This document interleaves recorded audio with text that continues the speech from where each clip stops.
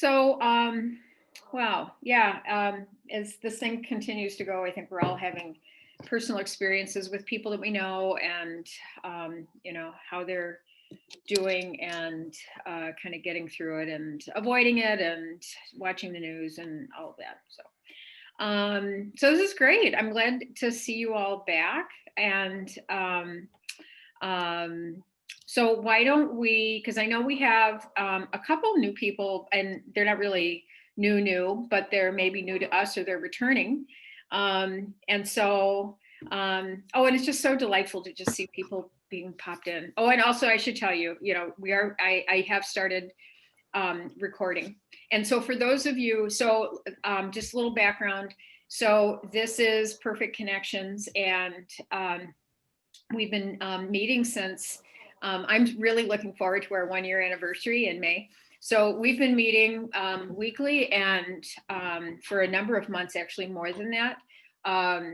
And really is a place to just get together and share and problem solve and be inspired, and have a conversation, and in these extraordinary times. And it's really open to anyone and everyone, and primarily those of us who have been here are parenting educators, but also early childhood educators, and people who work in ECFE, but we're certainly not restricted to the state of Minnesota, since we have people from other states. Usually, I think in Montana, and feelers all over the place. So thank you, Internet, for making this possible. Why don't we go around and, but to just let you know, in case you're new, I record these meetings, and I just do that. And so if you don't feel comfortable being on screen, you are welcome to mute your camera and just have your name or your picture or whatever. But know that in case, because other people do watch these. I post them on a playlist in YouTube. And I haven't checked from our last meeting late December, but generally we get somewhere between about 30 and 50 views of our conversations each week. So clearly, the kinds of things that we talk about are, resonate with people around the state and in the profession. So, but just a word on privacy and security, that this is being recorded. So why don't we go around? Let's do the thing, since I know we've worked on Zoom with this before, to move pictures around, but I still think it still is better for us to just call on the next person to introduce themselves, since we're not sure which versions of Zoom we're all on. So I will begin. We'll just make this brief, and please just tell us who you are. I'm Susan Walker, and half the time the University of Minnesota claims my soul. And I am a parenting educator and researcher and advocate. Greta.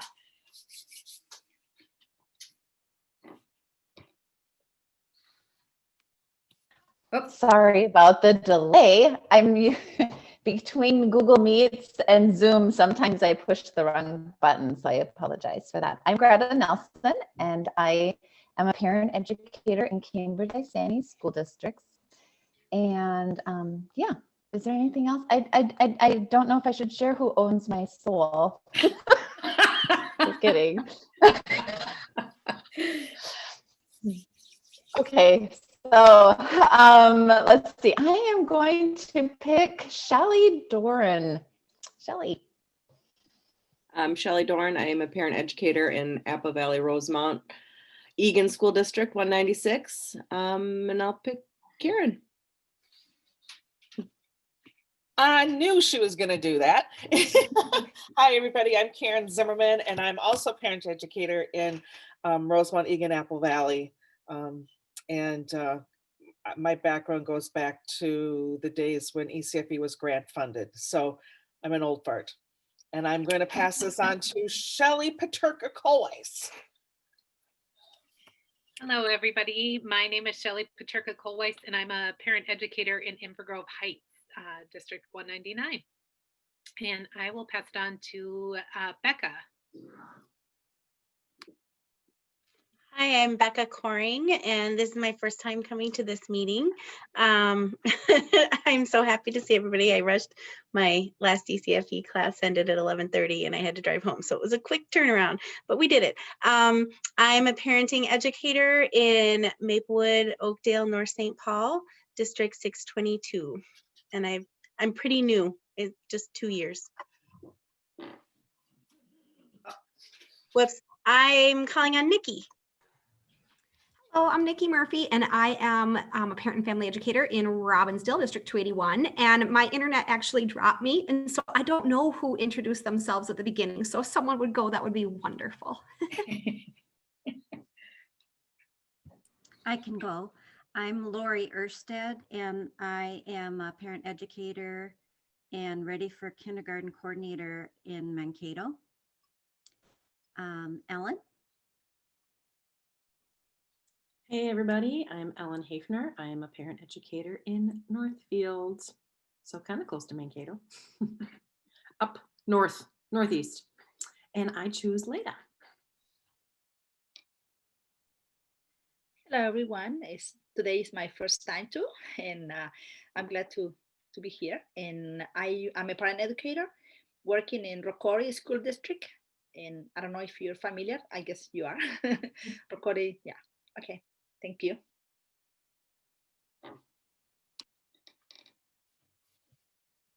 Sorry, I forgot. I have to get used to this. I'm gonna call Christy Hanson. Christy Hanson. Hi, I'm Christy Hanson, and I'm with Karen and Shelley in Rosemount, Apple Valley, Egan 196. And I am a parent educator and assistant administrator. And let's see, Jen, have you gone yet? Thanks, Christy. I am Jen Jaros. I coordinate ECFE in Duluth, and Leda, I taught at Rocori for 1 year, many years ago. And I kind of grew up on the other side of St. Cloud, so I know exactly Rocori. I have many relatives over there, actually. So it's a small world. Yeah, so Duluth, and I have a potential meeting being called emergency wise, so I might pop off at any time. But it's so great to see you all, and I'm glad to be here. Jen, would you like to call on someone? Darn it, I hate it when I do that. Sarah, your turn. Hi friends, Sarah Fritsch, parent educator, coordinator person in Big Lake. Who hasn't, Cinnamon, did you go yet? Okay. Thank you. Happy New Year, everybody. I am a parent educator in Chisago Lakes, which is just north of the cities. And so, yeah, and this is going on my 3rd year, I believe. So, oh, I don't even know. I don't know, Melissa, you just, oh, Sarah, go ahead, Sarah Hardy, go ahead. Hey guys, Sarah Hardy. I've worked for 4 years for Edina as a parent educator, was laid off in August, and now I'm doing my own thing with a company I started called Generations Parenting Support.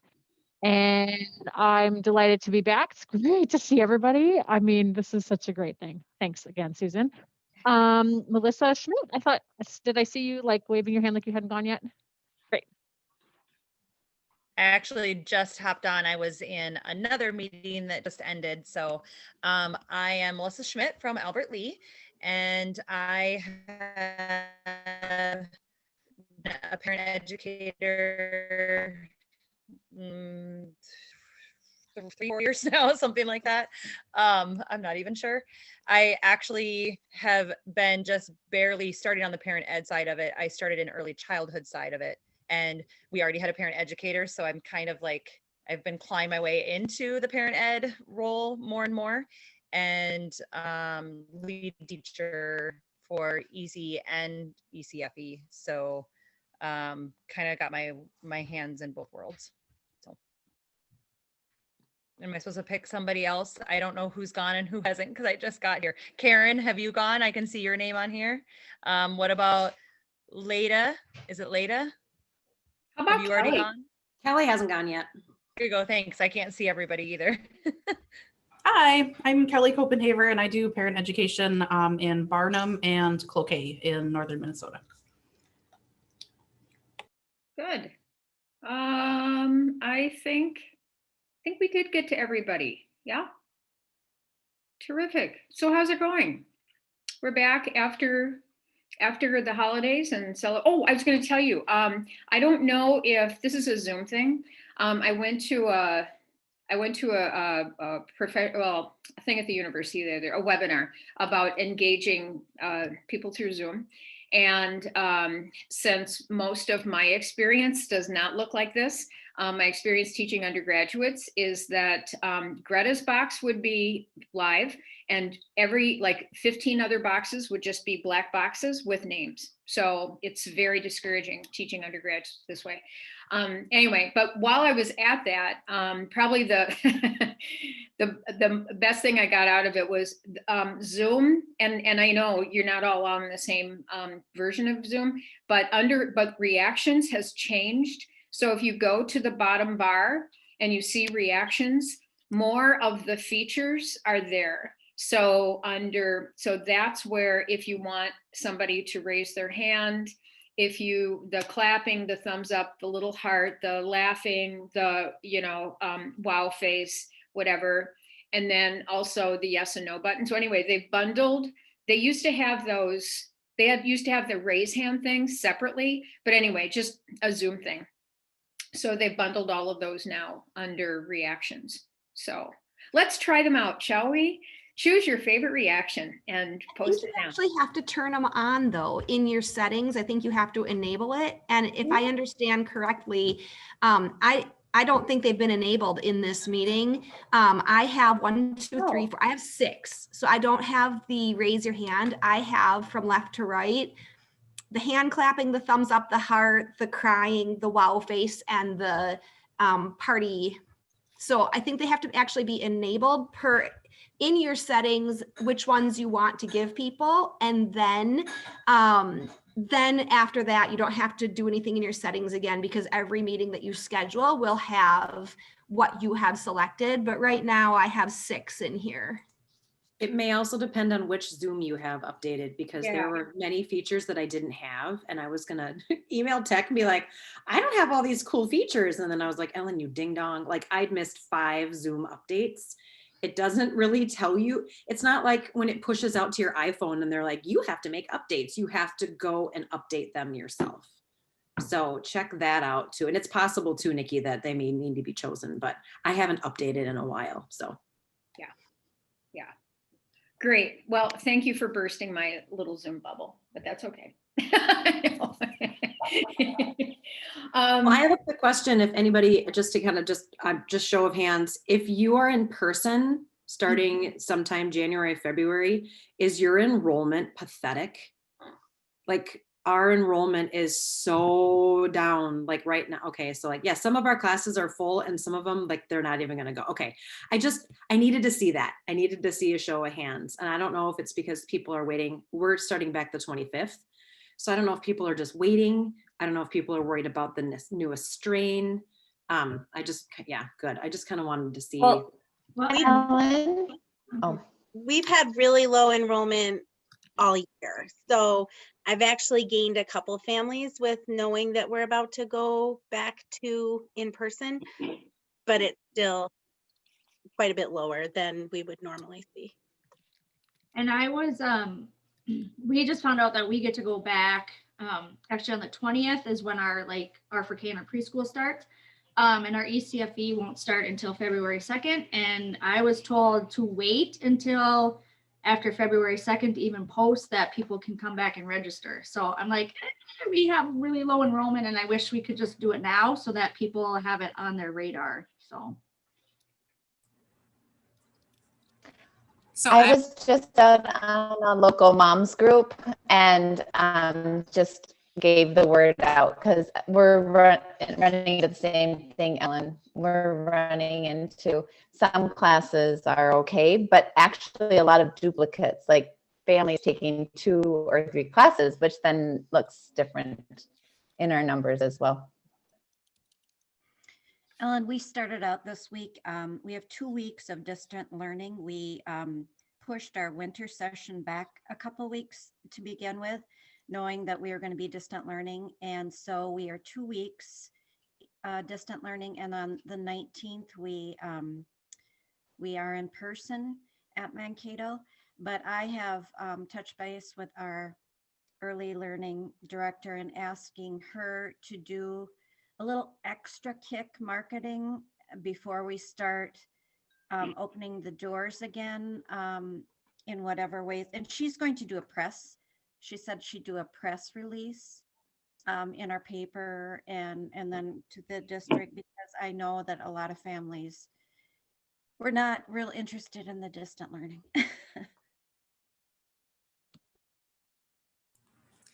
So we enroll year round, like we enroll in the fall and parents stay in year round and it just rolls. And our enrollment has been down and we've offered several different ways of providing classes, and our district pre-K through 2 is going back the 25th in person full-time. And we're in a situation where our staff and many of our parents who are engaging with us aren't ready to go back, and we're being told that we have to. And so that's the meeting that I might get pulled to leave. And so we're just, I'm feeling very just apprehensive that I can't support the families that we're working with that are engaging right now, and our staff, that we can't support them in the way they're asking for. And so any words or support that you can give me to change somebody's mind would be awesome. Well, I have a question. I don't know so much as a statement, but I'm wondering about the capacity to, if everybody's needing to be told that they're going to be in person, can you facilitate in person and have access, give those people who aren't ready, who are registered for that class, but give those people who aren't ready Zoom access and do it in a model that provides both at the same time? So we've been doing that as well. We have classes that are like, that's how they registered in the fall, online classes. So we do have that. And we also have, ECFE to go that is accessible to every family that's enrolled and people who aren't coming back. So we have a lot of options for families already. It's just that these classes that have bonded all fall, who are doing just fine on Zoom or on Google Meet, are saying, of course we want to get together, of course we miss each other, but our guts say this isn't the right thing, it's being rushed, it's too soon. We want to see how the roll-in goes, we want to see how that goes, which feels reasonable. We have a kind of we have a winter break in February where it seems like let's regroup then. And right now we're being told, nope, we need to go along with the district message, or at least that's what we think we're being told. The conversation's not over, and I don't know, but. Well, and Jen, could you go after it kind of like, what's adult basic ed doing? Because we cannot, I think it's really important to remind administrators that ECFE is not the same as preschool. It is not 1 or 2 adults to a room of 10 to 15 kids. And that's there the are avenue. adults. There are grandparents. Right. Like, it's not just children. And so, and I think you could also say every other district is offering a virtual only option. And I'm happy to send you our catalog to show you that we're doing that. I think everybody here would just say it is our job to meet the needs of families where they are, and not offering a virtual option in this pandemic is just, it's not serving families. Well, we plan to keep our option that is virtual, like parents chose that. We plan to keep that. We're not going to change that piece. It's the other groups that over this kind of long, since November time, have found out that it works to meet this way. It's those groups that we're concerned about. But we have taken that avenue of, we work with adults, and we have instances where they've come in masks that are not proper masks, not worn properly. We've had people share with us, I'm done with COVID. I'm done with this. We go out and we see our friends and our family. So we know they're taking risks in their personal life and then coming in and sharing it with other families who are being very careful. And so the weight of keeping families safe right now is very heavy. And it's, again, risky and too soon is what my parent advisory council has said. And like, if we can't use our parent advisory council, then what's the purpose of that? Do they have the option to switch to the one that you're still allowing, to the way that they signed up in the fall? Could they switch to that one? That class is, it would be a matter of redesigning our program and reassigning hours. So we would have to then, like, once we get yes, no, maybe so, whichever the agreement is, we would have to then look at reassigning some people. It just stinks. I just have to commend you for doing online and letting, like, those parents wanting to do this, because I have lost so many families and parents for any of this. They're like, no, we want to be in person. And I understand that. And I understand there's, like you said, Jem, like, there's families that don't want to do this.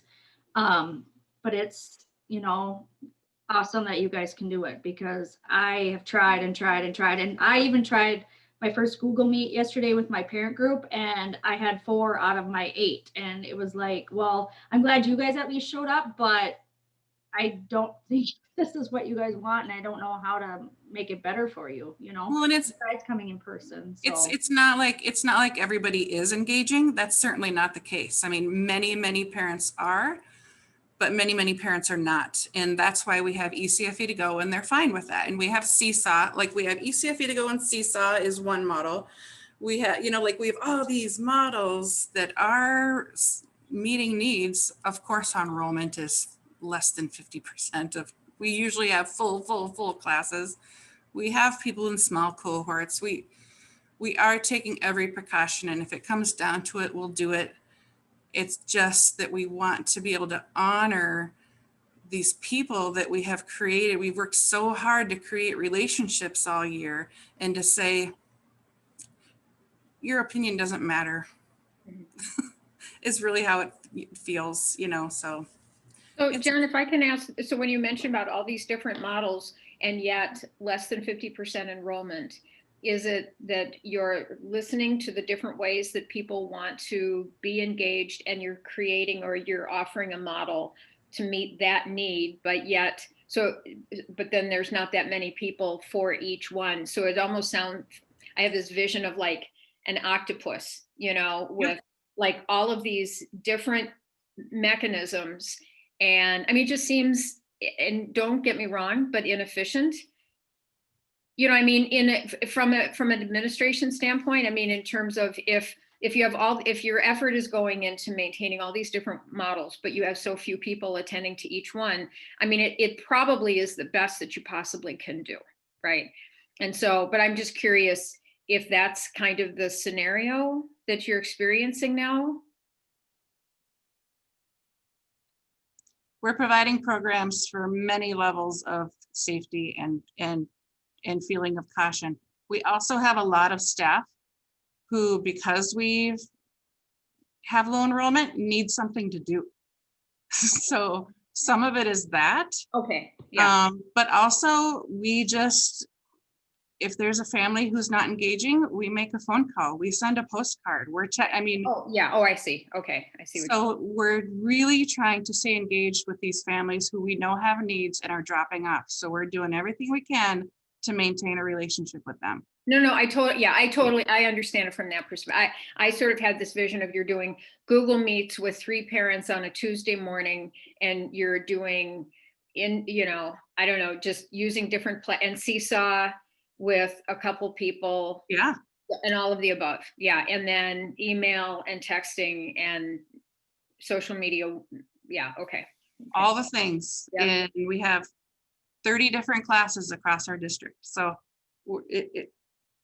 it's a lot. Yeah, and this is the last thing I'll ask is, and this is the sort of the advocate part is, are you documenting this? I mean, is there evidence of this? Because I think down the road, this is going to be really important for people to see, is that the traditional models aren't working.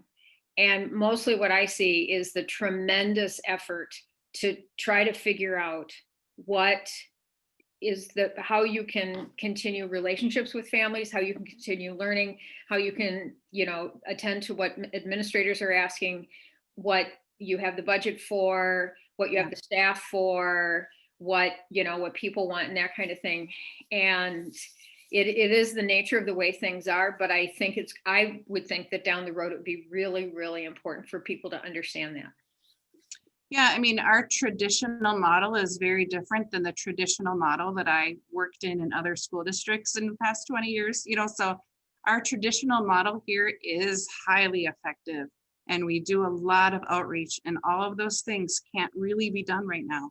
And so that's also a concern, is that how are we going to bring back we had wait lists. We had wait lists for almost every class. So how are we going to bring that back? And how are we going to reach those families that really, really need us most? Which everybody needs us, but how are we going to reach those families that aren't reachable? So it's all related. It's all like this circular, and like you said, octopus. It's all related.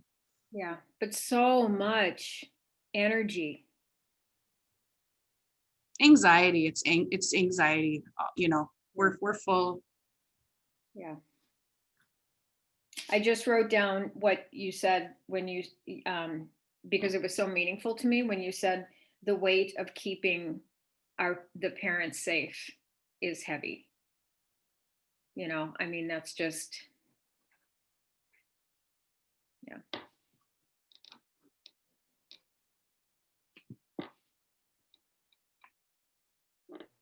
Well, and I just added in the chat that it's kind of a slap in your face, because like if you're telling these parents now that no, we're not going to accommodate you, what happens when they walk into that K-12 system and and they're thinking, okay, well they didn't accommodate me for this. Now what are they not going to accommodate for? When I get to this K-12 system, to this the big chunk of it. But we're almost these like, let's get these people into our program because eventually they're coming to you. And so we need to be those advocates and say, here, we're trying to help and we're trying to work together with this K-12 system. But then when they say, oh, sorry, you don't matter, it's a big slap. Well, and it's, I don't really feel like I would have in the past felt like this is a slap, but I have a brand new superintendent and assistant superintendent who don't really understand our program. They're trying as much as they can in this year. They're underwater too. So it's their standpoint is that we want as simple as possible messaging for all families in this district, which I also get, because if you have, ECFE is doing one thing and the rest of the district's doing another thing, and then we have residential schools who are doing another. I get it. I totally get it. But ECFE is always under the radar anyways. Nobody's thinking about us. So just let us operate the way we know how to operate. And it's like we shouldn't have even asked, is kind of how I feel right now. But I try so hard to be a team player. So thank you. Karen, maybe painting a picture of what that physically actually looks like. Because even like our preschool's going back in person, and we go to these safety meetings, and it's about the teachers. There's a teacher and students. The students are not distancing so much, but the teacher needs to stay 6 feet from students, and not even thinking that okay, so we have teams of teachers. We don't have one teacher in front of a room with kids sitting down, and, just even bringing out like what that looks like. And then like, it still shocks me that some people in administration still don't realize that the adults are staying in the room. It's an adult learner class. And so are we going to social distance or not? What are the requirements for adults? Because, you just physically can't do that. And it seems obvious. And when you paint that picture, people, I don't know, I've had that experience of, oh yeah, oh, but we're not allowing parents in any of the buildings. Except this is their class, they're the student, and by statute, we are required to serve them in a parenting education capacity. I mean, I'm preaching to the choir, but sometimes just saying those real obvious things that are obvious to us in a really gentle way to say, no, you realize that's 14 adults in a room with 10 children. So let's talk about that. And, we've been very purposeful about how to be safe, about being safe and having small groups. And in the fall, the parents did feel safe after we had a beautiful fall and we were outside every week. And we, again, created really trusting relationships. They did feel safe coming in. But now our case rate numbers are twice as what they were in the fall. Still, they're going down, but they're still high. And people are, again, as I said, done with COVID. I'm done with it. And so it just feels too soon. And if we can wait a month, let us wait a month. That's all we're asking. But enough about me. So also something else in our district, they are rolling out 3 grades at a time. And so 5th grade, like 3rd through 5th doesn't go back till later. I don't know if that works for you too, but I kind of hitched our wagon to that idea that, okay, so we have families trying to go to class, but their 3 through 5th graders are still at home. So we're holding off any decisions about ECFE or family literacy until every elementary grade is back in school. Yep, and that's been one of our suggestions too. Yeah, thank you.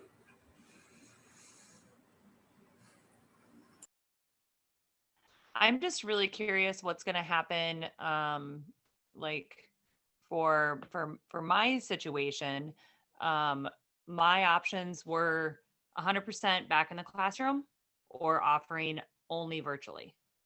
So if I have to still be at a lower capacity or anything, I don't know if they're going to let me be creative in figuring out ways that we could still meet in person. Because like in the winter, for instance, I had an idea of doing, well, no, I didn't have an idea. I stole one of your ideas. I don't remember whose it was, but somebody was doing something in correlation with a nursing home.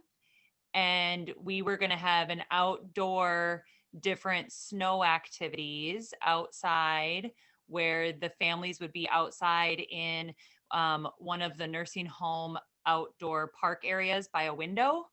So the nursing home people could look out the window and see all these families out there. And I was like, I can limit it. I can make sure that one family's at each activity every time. I can have 25 activities. Like I'll figure it out and we can limit to however many families sign up. And they were like, nope, only virtual. Only virtual. You can't do anything, even if it's outdoor. Nope, only virtual. So my fear is that here they won't let me come. We have a small room. And when you add those parents and you add those kids, I could probably have 4 families tops in our ECFE actual classroom. And so that makes me feel like, what am I really going to have just 4 families come in and do this? Or I'm going to offer a class that we can go to something outside and have more people in it. I'm curious about what's going to happen. And I feel like if I was told I had to start making some plans now, I don't know that they would let me do anything. I don't know. It's a go ahead and wait kind of time for me right now.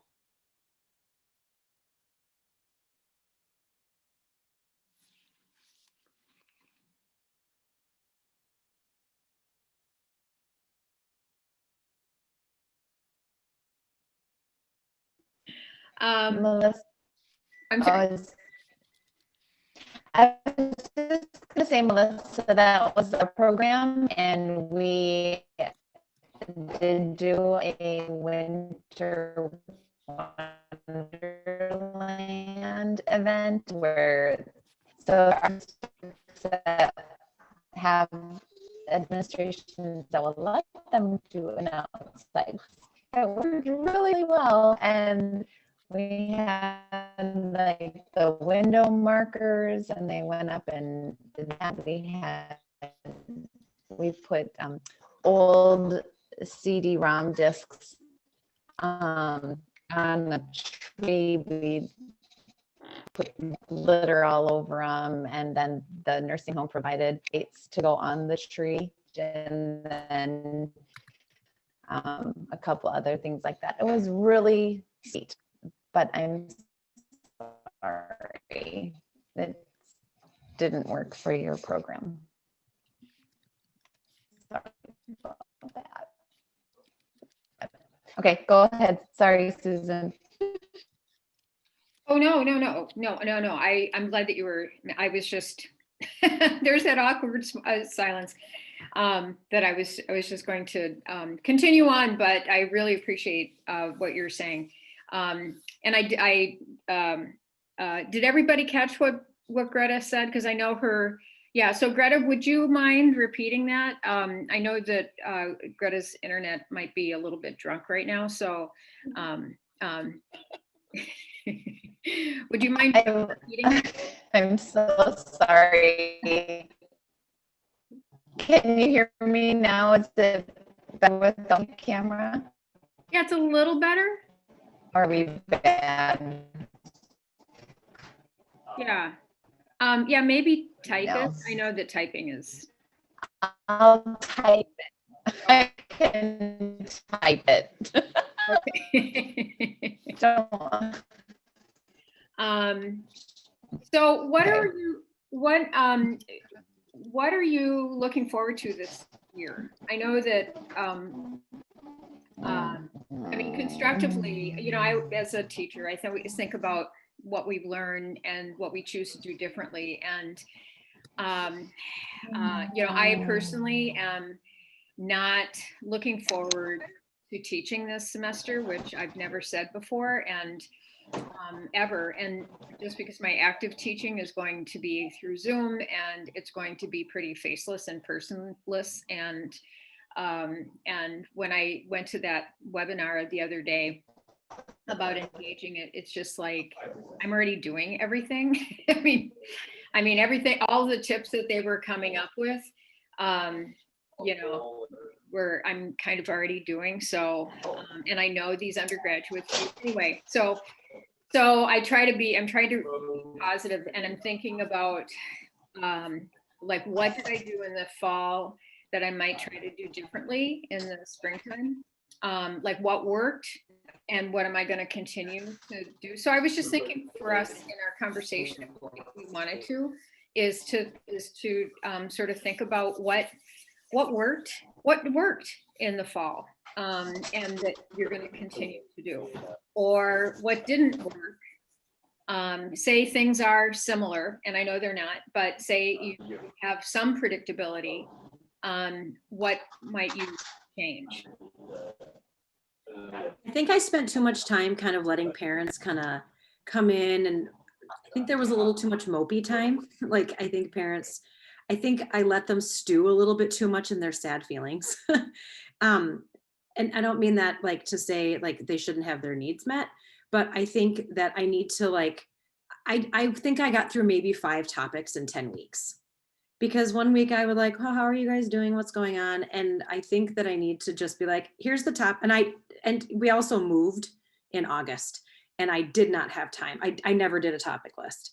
But I've got my topic list ready to go, and I'm going to hand them out and say, all right, we're going to do topics. I think parents, Obviously, I'm going to let them, talk about if they have grievances, joys and concerns, focusing on the concerns. But I think I took on a little bit more of a role of a social worker and therapist, not in letting them dump all of their issues, but just in sort of just kind of letting it be more of a happy place instead of, okay, we're getting down to business place. So I think I need to get back to, it's parent ed time. What questions do you have? All right, moving on. And then I also think I had a couple of classes that were really just bad community. I don't know how else to say that. They didn't mesh, they didn't jive. And it might've been because most of our classes were outdoors for parent-child time in an enormous space. And they were trying to stay away from each other. And, it's too hard to talk. Usually when you have two children at a sensory table, like you start talking to that parent, right? That didn't happen. So I need to do more community building. Maybe it's through cartoons on the board. Maybe it's through more like check-in questions. So I need to do a little bit more community building within my parent groups because I just don't feel like it happened this fall. One group was amazing. The rest of them, I was like, oh, geez. And I'm wondering if maybe that's why they're not signing up, because they didn't feel that nice sense of community. So I need to really keep my pulse on that and try to get them to connect a little bit better.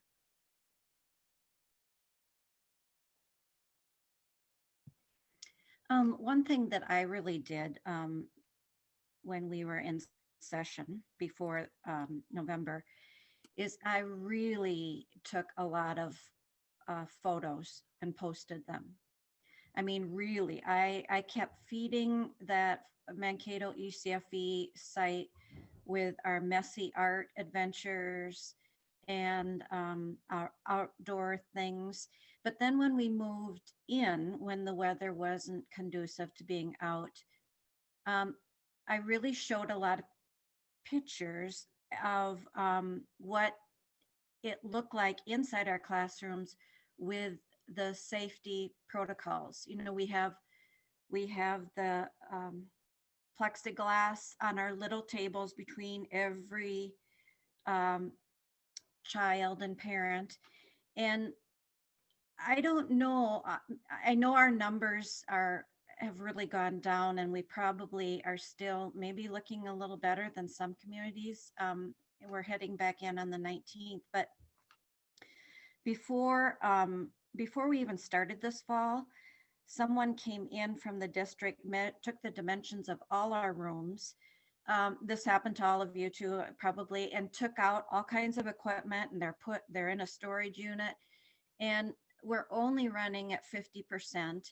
So, and we did all these things, our disinfecting. I know you all did this, the disinfecting and everything, but we didn't have any cases within ECFE exposure. I mean, we didn't have families, there was no track, we just didn't have COVID move through ECFE.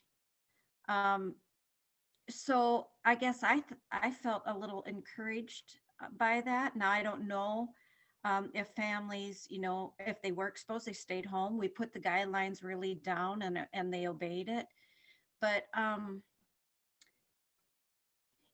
know that I also was asked to go to the advisory Community Ed Advisory Council meeting, and I brought ECFE to that. It was a video chat, a Zoom, and I brought in all the photos and kind of, the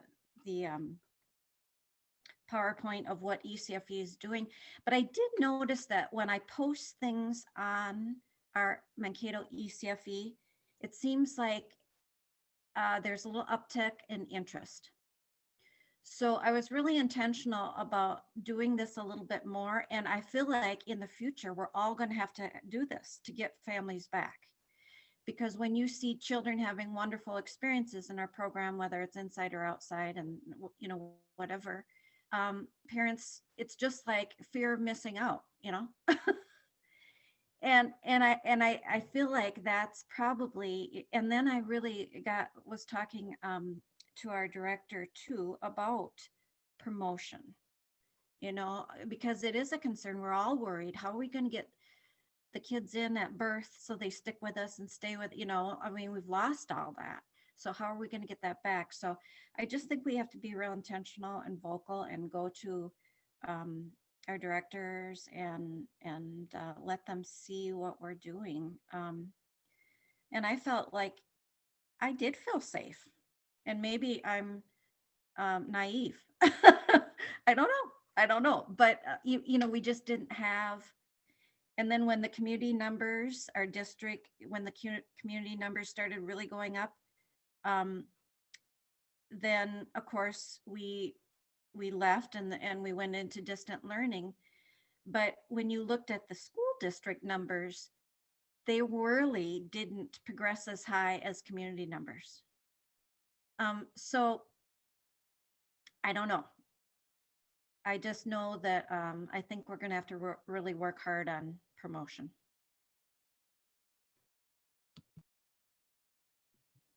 One thought I had that worked that I was surprised about, and it just kind of came about because, we were limiting the amount of parents that could come, just one parent with one child when we were in hybrid.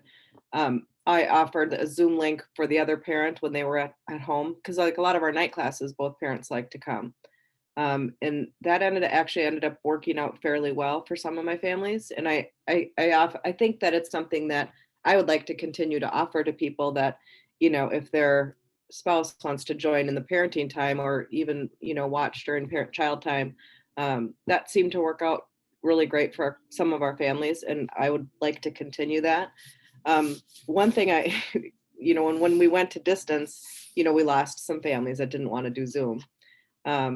And one of my classes was an outdoor class. And then they said from the very first day, if we go to Zoom, we don't want to go because we've got these older kids at home.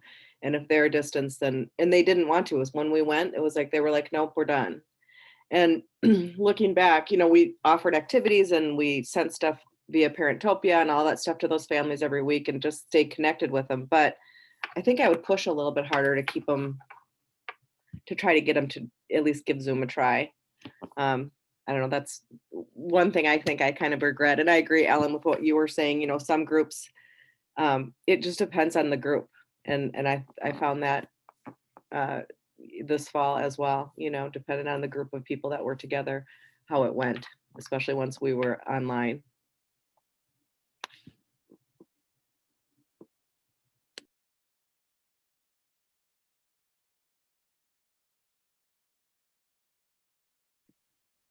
I think, Shelley, as you were talking, I was thinking, I have my little notes here about practice to continue, practice to change.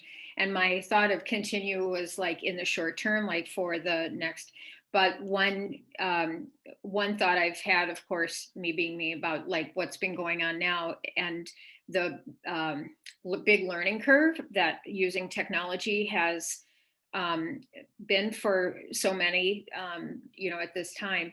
But now that you professionals are on the other side of like having to use it, angry about using it, loving using it, seeing its benefits, seeing its challenges and all of that, sort of being thrown in the deep end, is that idea too of not just what will continue this, but like what practices have you identified from using the internet or, using a particular platform or using Facebook or social media or something like that, that is like, well, we could continue doing this even when we're back to normal, because I've always thought about, being in Minnesota and the families that can't make it in on those weekly meetings and that they do feel left out. Or if it's a new child or sickness or whatever, and they can't make it in, but they really want to, is like, if our educators feel a little bit more comfortable and proficient using some of these technologies, and we're kind of back to normal, then it could be, well, this is a way that I can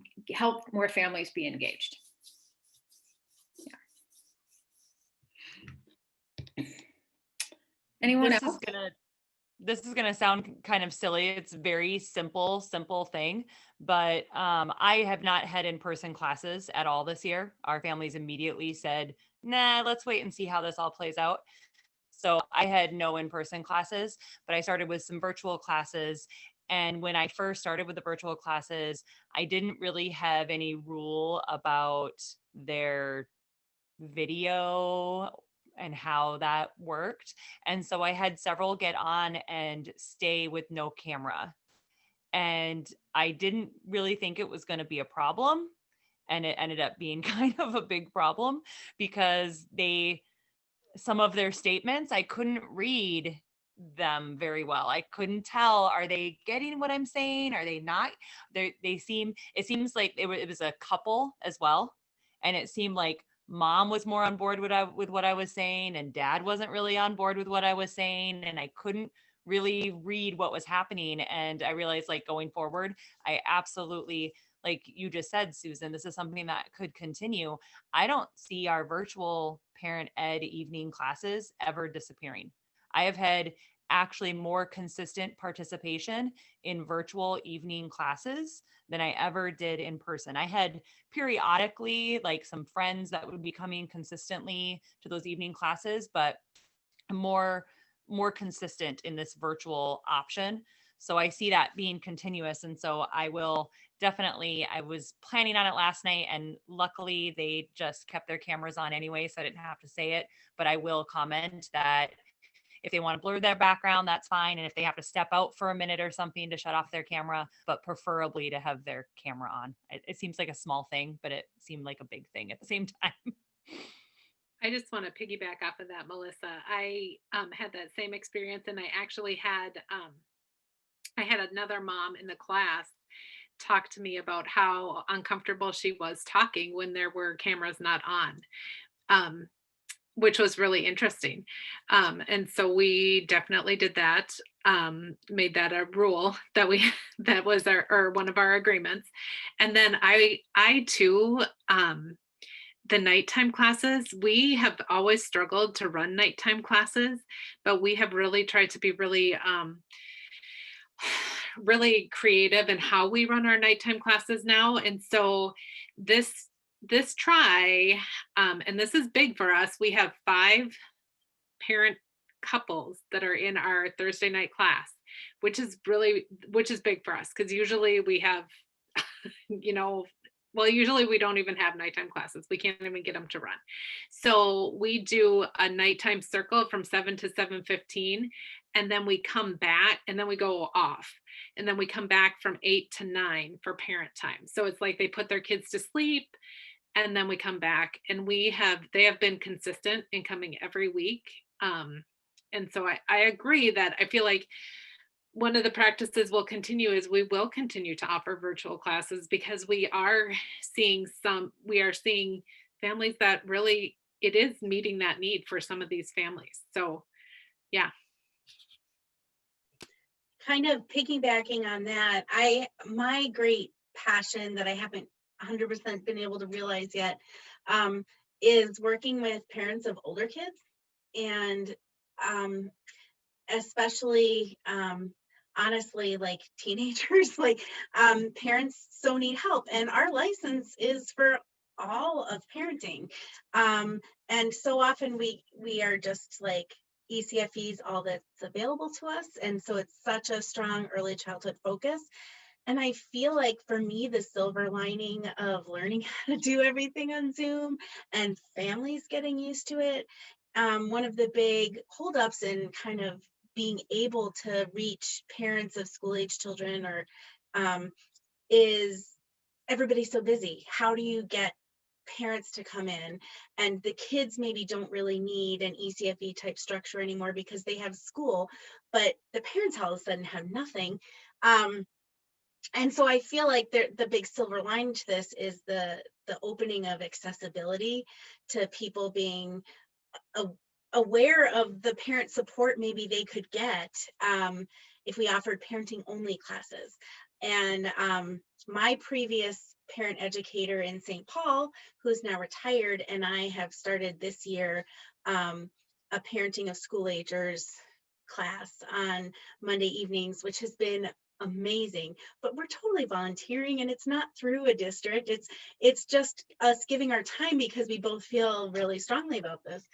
And so I haven't figured out how to make this kind of happen within a district, or what kind of setting do you do that through? Becca, I I have a thought for you on that, because that has also been my passion. As soon as I left school, I was immediately like the first class I set up was a series class for parents of teenagers. Yes. Like that was what I wanted to do. And I went back to my boss and I was like, hey, we don't really have anyone doing this yet. Can we do this? And she's like, no, we're early childhood. And I was like, what? What do you is? So sorry, I might start cutting out. It just said it's unstable. But I did look into doing my community ed book. So just through the community ed, they said that I could offer it that way. And since then, I went to 40 hours a week and haven't found time myself to do that. But through the community ed book was like the suggestion. And I think to really get parents to sign up, at least to start with, my intention was to drop my price dramatically. It wouldn't be volunteering, but it would probably be pretty cheap, and get them to sign up for like a series class kind of idea. So that was my idea. I don't know if it would help you, but maybe. No, literally similar. One of the things that got me into wanting to be a parent educator was this need I saw for, as soon as ECFE ends, parents have nothing, and wanting to address that. So I'm excited. I'm like, this is only my second year teaching, so I feel like I want to get a little more real experience, which I don't even feel like I really have, because the last 2 years have been so not normal. But I'm looking forward to figuring that out. And I think that more doors are open now with people being familiar with connecting and meeting over Zoom. So that's my silver lining. I Hey, have to go Becca, now. Oh, sorry. you have Yes, to go. Karen? So yeah, so we did a ton of that in Edina before the program was frankly decimated last summer. And that's the basis of my business right now, is adult ed Really? for parents and caregivers of 0 to 18-year-olds. Yes. And so I'd be happy to say more about how we did it in school and how I've set up my classes online. We can talk offline, or we can just talk about this next week, maybe. I would love to connect with you about that. I'm connected with a bunch of St. Paul women who know each other, some of them through ECFE in different ways. And I can't tell you how many times there's a parent who's like, why is there not ECFE for teenagers?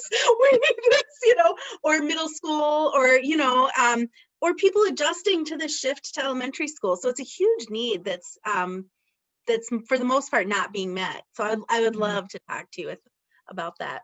Yeah, I just put my website in the chat. So poke around that, and I'd be happy to say more. Great, thank you.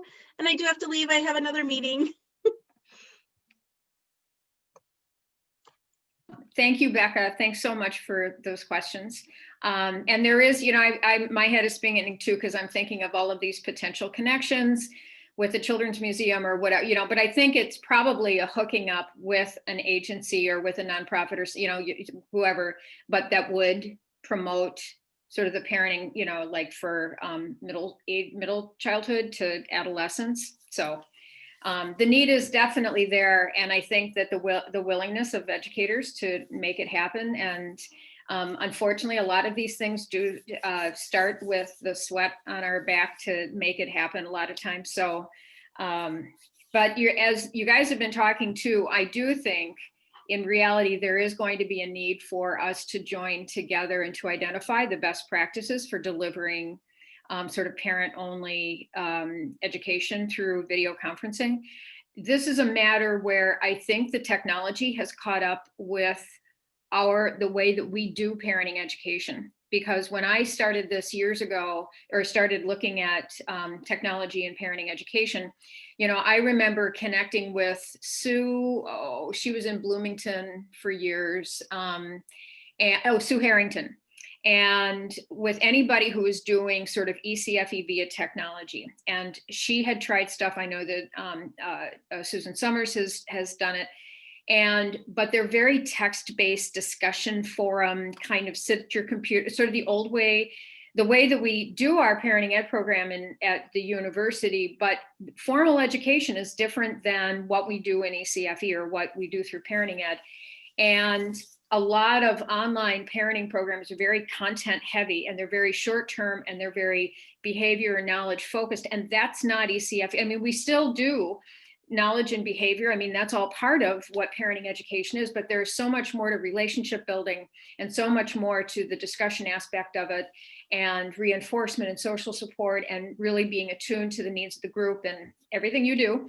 And so, and which lends itself technologically much better to video conferencing, certainly, than it does to a parent finding the time to sit at their keyboard and type out a response to a discussion question, you know, the old fashioned discussion boards.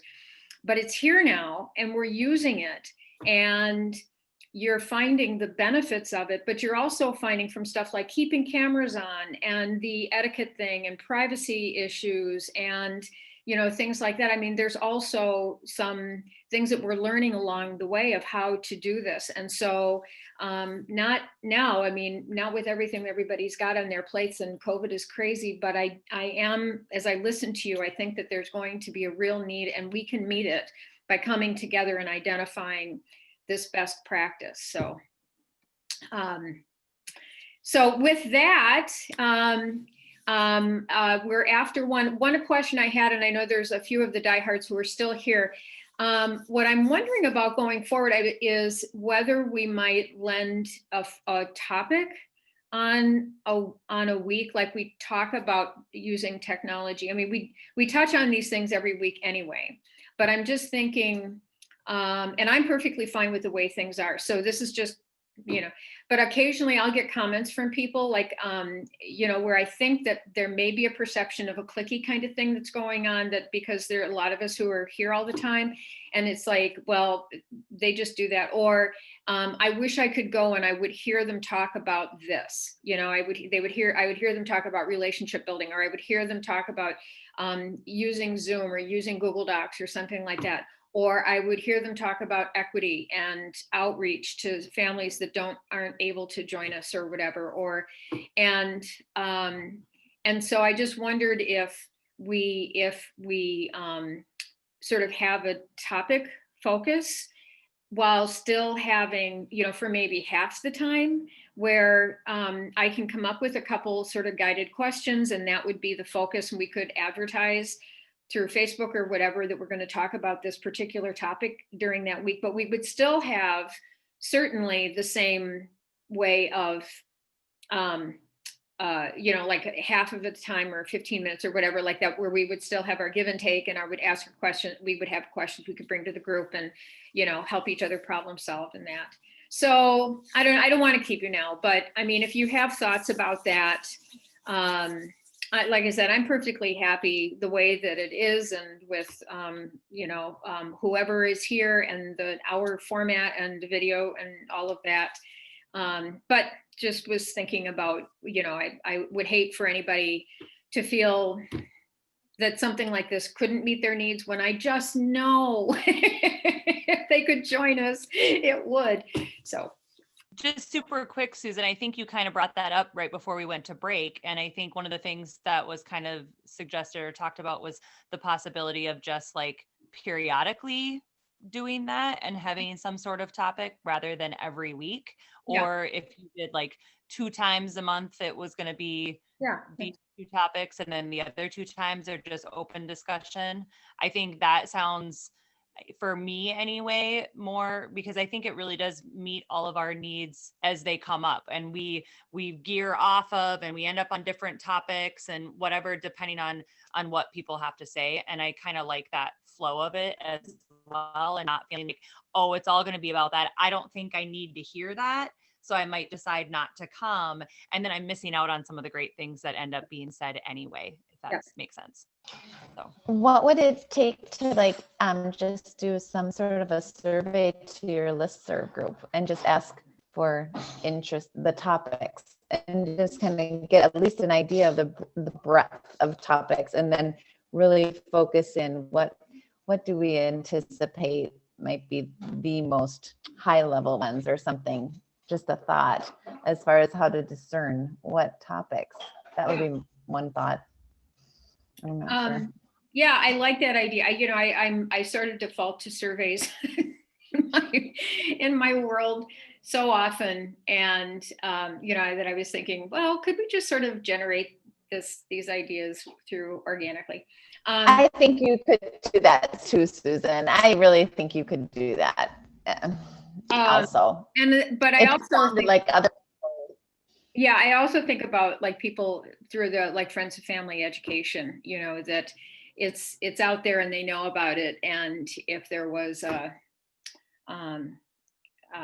you know, I don't know. I mean, I just think that there's such collective wisdom in this group and there's such collective experience. And you've already started to identify a few topics that, you know, like there's like advocating for ECFE teachers with districts, marketing, technology. I mean, and I think about like last fall with Manafi and doing the, you know, doing the workshop and sort of from our research with, from the teachers over the summer, and then what Manafi had identified. I mean, that all just sort of rose to very similar kinds of topics around relationships with families, right? You know, maintaining these relationships with families and equity and sort of not finding ways to be able to connect with families that are kind of drifting away, and is it a technology issue or whatever, and then these new technologies, you know, and you know, because there's always a lot when we start talking, like Ellen is wonderful to share different ways of using Zoom, or about, you know, try your Nikki, you know, when she's on, like, you know, you could try this and this and this, you know. I think that those little tips and tricks on using some of these devices are gold mines, because that's the stuff that really hits on your needs as teachers and as educators using these technologies, not the, you know, the tip sheet that you get from IT, or if you go on Google, that you can go through a lot of them and go, nope, nope, nope, nope, doesn't apply. I would never use that. My families would never have that, you know. So in a way, I think that we have kind of this collective knowledge. It's more, and I appreciate Melissa, you know, because I too, my biggest thing is I don't want to lose this. I don't want to lose the emotional, the relational, the flow, the openness of what our conversational group does, right? But I also know that there are folks, and honestly with ECFE, there are parents that are like this too, that it's just like, wait, they talk about general stuff and just parenting. I want to learn about putting my kid to bed. I want to learn about, you know, and you know, that I guess I was just thinking, since we touch on these topics anyway, you know, is if the, and then it would also, I'm just, you know, I'm like little miss, oh, what resource can I find for you? You know, and is that if we had, you know, a topic or something that, you know, I could find stuff, share some PDFs or whatever. So anyway, so, well, we'll consider it. Thank you all. It's lovely to see you all again. Leto, welcome. I hope you can join us again. We are back in the same place and time every Friday. So yeah, thank you. Yeah, I think I'll continue if I can. Yeah. Good. And the oh, do you, if you would you put your email address in the chat, and then I'll add you to the listserv? Oh yes, So, sure. Yeah, and then you'll get my personal one, because the Whichever one other one is so big that I don't know by memory. Yeah, so I'm gonna use this one. That's the one that I have in my mind right now. Yeah. There you go. Okay. Terrific. All right, everybody. Well, thank you all. Sarah, good luck with your COVID people at home. Okay, thank you. Bye-bye. All right. Bye, everyone.